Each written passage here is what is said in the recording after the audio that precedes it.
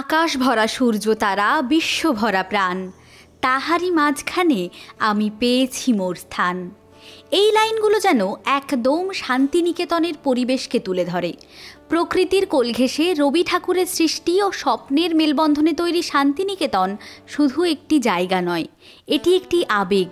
শান্তিনিকেতনের শুরুটা হয় 1863 সালে মহর্ষি দেবেন্দ্রনাথ ঠাকুরের হাত ধরে, কিন্তু শান্তিনিকেতন তার পূর্ণতা পায় রবীন্দ্রনাথ ঠাকুরের হাতে।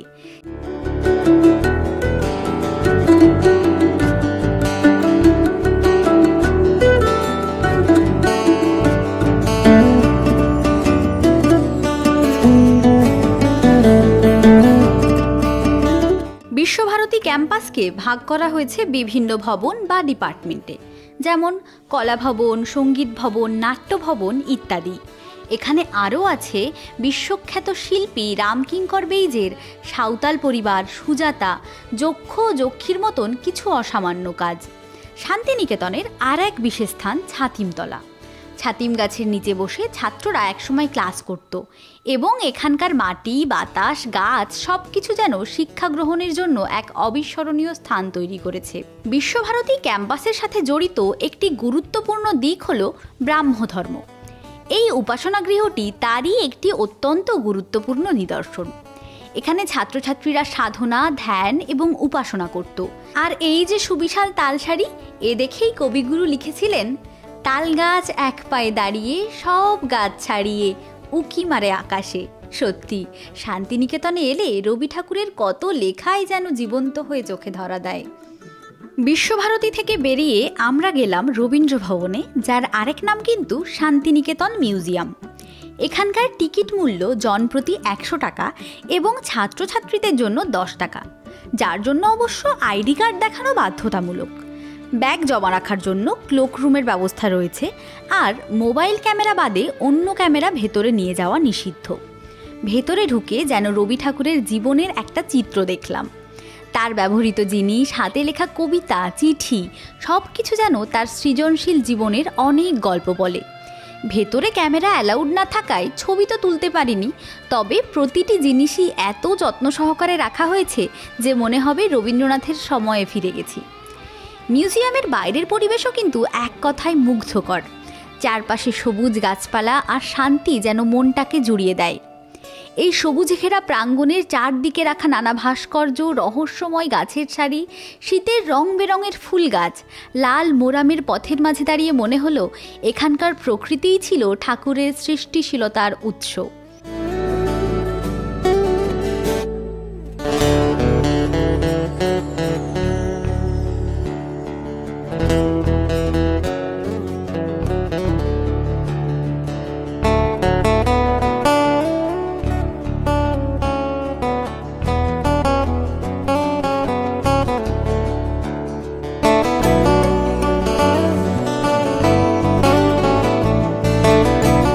খাবার দাবারের পাট চুকিয়ে আমরা বেরিয়ে পড়লাম আমাদের নেক্সট ডেস্টিনেশন আমার কুটিরের উদ্দেশ্যে। এটি যেন শান্তিনিকেতনের বিখ্যাত হস্তশিল্পের এক স্বর্গ।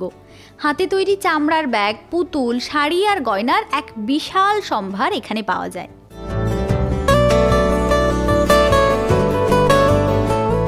পরবর্তী গন্তব্য সুরুল রাজবাড়ি, পশ্চিমবঙ্গের বীরভূম জেলার এক ঐতিহাসিক স্থান, যা তার স্থাপত্য এবং সাংস্কৃতিক ঐতিহ্যের জন্য বিশেষভাবে পরিচিত।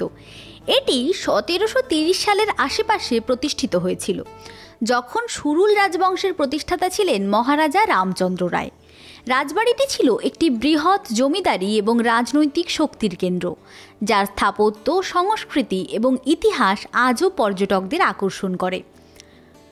সুরুল রাজবাড়ির স্থাপত্যশৈলী বাংলার ঐতিহ্যবাহী রীতিতে নির্মিত। এখানকার বিশাল সিংহদ্বার, বড় বড় গম্বুজ, সুন্দর দালান মন কাড়ার মতন। রাজবাড়ির শাসকদের মধ্যে কিছু উল্লেখ্য ব্যক্তি ছিলেন যারা তাদের শাসনকালে দেশীয় সংস্কৃতির চর্চা ও উন্নতির জন্য পরিচিত ছিলেন। রাজবাড়ির পাশেই কিন্তু রয়েছে একটি পুরনো শিব মন্দির ও দুর্গা দালান, যা স্থানীয় মানুষদের কাছে অত্যন্ত পবিত্র স্থান হিসেবেই পরিচিত। এই মন্দিরে প্রতিদিন পুজো হয় এবং বিশেষ বিশেষ দিনে এখানে ভক্তদের উপচে পড়া ভিড় চোখে পড়ে। এরপর পা বাড়িয়েছি আমার সবচেয়ে প্রিয় জায়গা সোনাঝুরি হাটে। গতবার যখন এসছিলাম এটি বন্ধ ছিল, তাই মনে এক রাশ আক্ষেপ নিয়ে ফিরতে হলেও এবার আর মিস করিনি। এখানে হস্তশিল্প, শাড়ি, গয়না এবং আরও অনেক কিছু বিক্রি হয় বেশ কম দামে। সাঁওতালি নাচও হয়ে থাকে হাটে। ওদের সাথে ঘুরতে আসা মানুষেরাও তাল মিলিয়ে অংশগ্রহণ করে। এখানকার পরিবেশ, বাউল গানের সুর এবং স্থানীয় শিল্পীদের কাজ সত্যিই মন ছুঁয়ে যায়। আমি টুকটাক একটু জিনিসপত্র কিনলাম আর এক ঝাঁক মেমোরি নিয়ে পা বাড়ালাম নেক্সট স্টপেজের দিকে।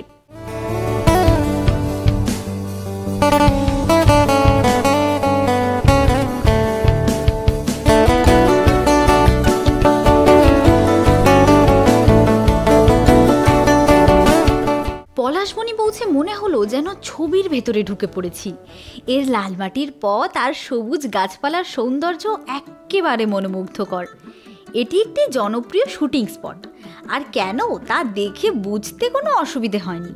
প্রকৃতি যেন এখানে তার সেরা রূপ দেখিয়েছে। এখানেই কিন্তু হয়েছিল জনপ্রিয় সিরিয়াল ইষ্টি কুটুমের শুটিং। তবে হ্যাঁ, প্রকৃতির কথা মাথায় রেখে এখানে পিকনিক, জোরে গান বাজনা সবটাই নিষিদ্ধ।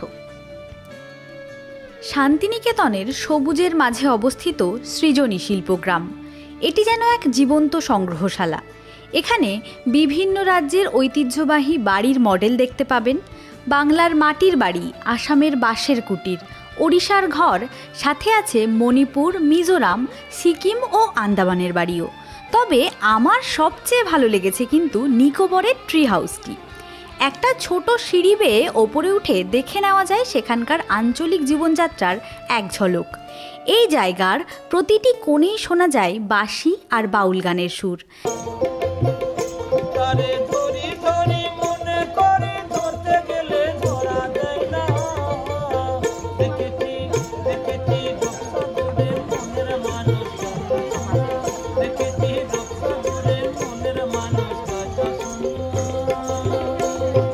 যা পরিবেশটাকে আরও জীবন্ত করে তোলে। শিল্পগ্রামের বড় আকর্ষণ হলো পুতুল ঘর, যেখানে রয়েছে পশ্চিমবঙ্গের ডাঙের পুতুল, রাজস্থানের কাঠপুতলি আর ছোটবেলায় শোনা সেই পুতুল নাচের পুতুলগুলিও। এছাড়াও গ্রামের নিজস্ব উৎসব আর ঐতিহ্য এখানে তুলে ধরা হয়েছে। সৃজনীতে রয়েছে সোনাঝুরির মতো বেশ কয়েকটি দোকানপাট, যেখানে জামা কাপড়, গয়না সহ পাওয়া যায় নানা জিনিস। গ্রামের কেন্দ্রে রয়েছে এক বিশাল বুদ্ধমূর্তি, যা শান্তি আর ঐক্যের প্রতীক। শেষে বলে রাখি, এখানে টিকিটের মূল্য কিন্তু মাথাপিছু 30 টাকা, তবে ক্যামেরা নিয়ে ঢুকতে গেলে খরচ হবে 2000 টাকা। লোকগান, নৃত্য আর রঙিন পরিবেশে ভরা সৃজনী শিল্পগ্রাম সত্যিই এক অনন্য অভিজ্ঞতা।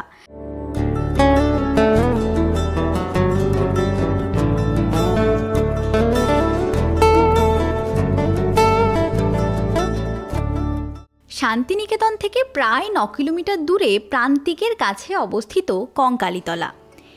এটি একটি গুরুত্বপূর্ণ তীর্থস্থান এবং 51 সতীপীঠের একটি। এখানে দেবী সতীর কঙ্কাল পতিত হয়েছিল, তাই স্থানটির নামকরণ হয়েছে কঙ্কালীতলা। আমরা এখানে মায়ের পুজো দিয়েছিলাম, আর দোকানদার দাদার থেকেই জানলাম এখানে মাকে নাকি প্রসাদে নিবেদন করা হয় শীতের এক বিশেষ সবজি, মূলো।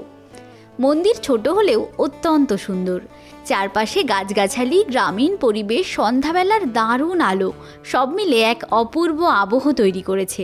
কঙ্কালীতলায় এক নতুন আকর্ষণ যোগ হয়েছে, সেটি হলো কোপাইয়ের তীরে সন্ধ্যারতি। গত বছর ডিসেম্বর থেকে এটি হচ্ছে এবং পর্যটকদের ভিড় দেখে আন্দাজ করতে অসুবিধে হয় না যে তা মানুষজনদের বেশ পছন্দ হয়েছে। বিশাল দ্বীপ, ধূপ আর মন্ত্রোচ্চারণে এক অসাধারণ পরিবেশ তৈরি হয়, যা মুগ্ধ হয়ে দেখবার মতন। সে আপনি যে ধর্মেই বিশ্বাস করুন না কেন, এটি ভালো লাগবেই। কঙ্কালীতলা আর গঙ্গারতি একসঙ্গে প্রকৃতি আর আধ্যাত্মিকতার এক অপূর্ব মিলন। আপনার শান্তিনিকেতন সফরের সময় এটি অবশ্যই আপনার তালিকায় রাখুন। এটি আপনাকে আধ্যাত্মিক ও মানসিক শান্তি দেবে। আমাদের শান্তিনিকেতন সফর শেষ হলো অসাধারণ স্মৃতির ঝুড়ি নিয়ে। বিশ্বভারতীর ক্যাম্পাসের প্রতিটি কোণ, এর ইতিহাস, আনাচে কানাচে রবি ঠাকুরের ছোঁয়া, সুরুল রাজবাড়ি, কঙ্কালীতলা, শিব মন্দিরের মতো ঐতিহাসিক স্থানে গিয়েও আমরা শান্তিনিকেতনের সংস্কৃতি ও ইতিহাসকে অনুভব করেছি। এখানকার প্রাকৃতিক সৌন্দর্য, স্থাপত্য এবং আধ্যাত্মিক পরিবেশ সব কিছু মিলে এক অদ্বিতীয় অনুভূতি তৈরি হয়েছে। এই সফর জীবনকে করে আরও সমৃদ্ধ। ভিডিও ভালো লাগলে লাইক, কমেন্ট আর সাবস্ক্রাইব করতে ভুলবেন না। আবার দেখা হবে নতুন কোনো ভ্রমণে নতুন অভিজ্ঞতার সঙ্গে থাকুন। Thank you.